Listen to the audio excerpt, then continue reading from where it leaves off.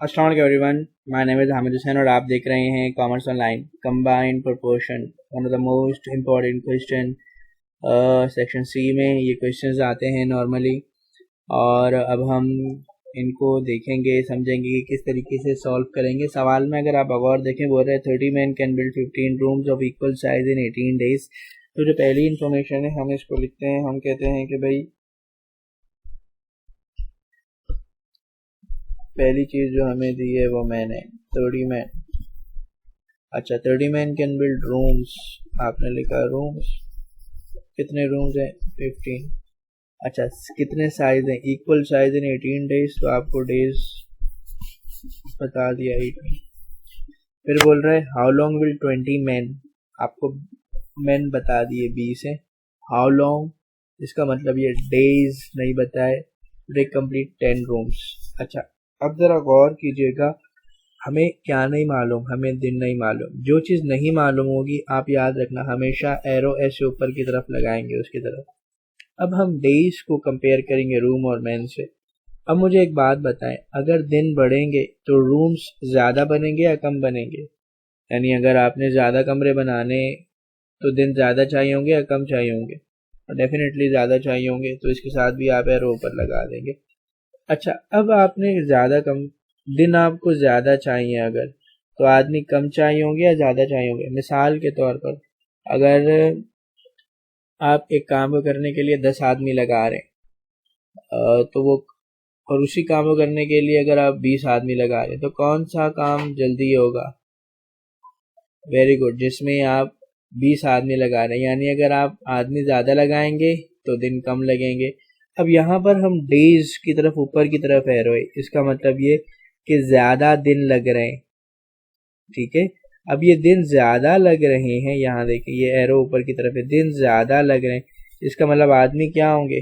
Very good, आदमी कम होंगे। आप याद रखना, जो चीज़ें लिखी हुई हैं उसको भूल जाएं, एरो पर ध्यान दें। यहाँ दिन ज़्यादा लग रहे हैं, इसका मतलब ये आदमी क्या होंगे? कम लगेंगे। मैन और डेज में इन्वर्स प्रोपोर्शन होता है, इन्वर्स रिलेशनशिप होता है, यानी एक बढ़ेगा दूसरा कम होगा, ये याद रखना।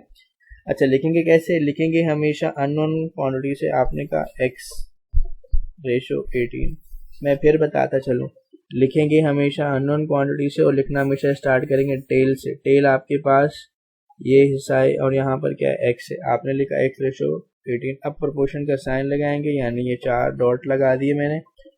फिर अब आपकी मर्जी है, पहले रूम को लिखें या मैन को लिखें। मैं पहले रूम को लिख रहा हूँ, और लिखना कहाँ से स्टार्ट करेंगे? टेल से लिखना स्टार्ट करेंगे। अब यहाँ हमारे पास क्या है? 10 है, आपने कहा 10 रेशो 15। अच्छा, अब यहाँ मैन को लिखना कहाँ से स्टार्ट करेंगे? टेल से। टेल कहाँ है आपका? ये रहा, दैट इज। तो अब पहले क्या लिखेंगे? 30 रेशो 20। अब आपने करना क्या है? अब आपने करना ये है कि ये आपके पास जो इनर वैल्यूज हैं, जिसको हम मीन कहते हैं, इनको मल्टीप्लाई करना है और इनका आंसर एक्सट्रीम के इक्वल आना चाहिए। That means product of extreme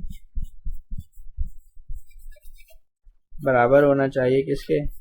product of mean के। अब बाकी काम आप कैलकुलेटर से भी कर सकते हैं, कोई मसला नहीं है, मैं सिर्फ बना के दिखा रहा हूँ। x मल्टीप्लाई 15 मल्टीप्लाई 20 बराबर है 18 मल्टीप्लाई 10 मल्टीप्लाई 30, फिर इज इक्वल, मैंने कहा 18 मल्टीप्लाई 10 मल्टीप्लाई 30 डिवाइडेड बाय, अब ये 15 और 20 x के साथ मल्टीप्लाई और इक्वल के इस तरफ जाएंगे तो क्या हो जाएंगे? डिवाइड हो जाएंगे। मैं चाहूँ तो इसको कट करके सॉल्व कर सकता हूँ, और आप भी इसको सॉल्व कर सकते हैं, लेकिन मैं चाहूँगा कि आप मुझे खुद बताएं कि इसका आंसर कितना आ रहा है, नीचे कमेंट सेक्शन में लिखते हुए। अब चलिए नेक्स्ट क्वेश्चन की तरफ चलते हैं। नेक्स्ट क्वेश्चन में बोल रहा है 14 मशीन्स प्रोड्यूस 1000 स्क्रूज इन 100 आवर्स। तो हमारे पास पहली चीज़ क्या है? मशीन्स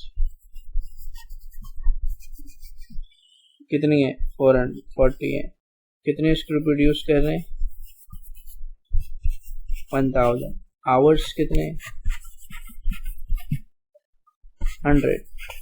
अब how many machines can 20, how many screws, how many screws can 24 machines produce in 60 hours? अब जो नहीं मालूम होगा ना उसकी तरफ एरो कैसे लगाएंगे, शाबाश ऊपर की तरफ।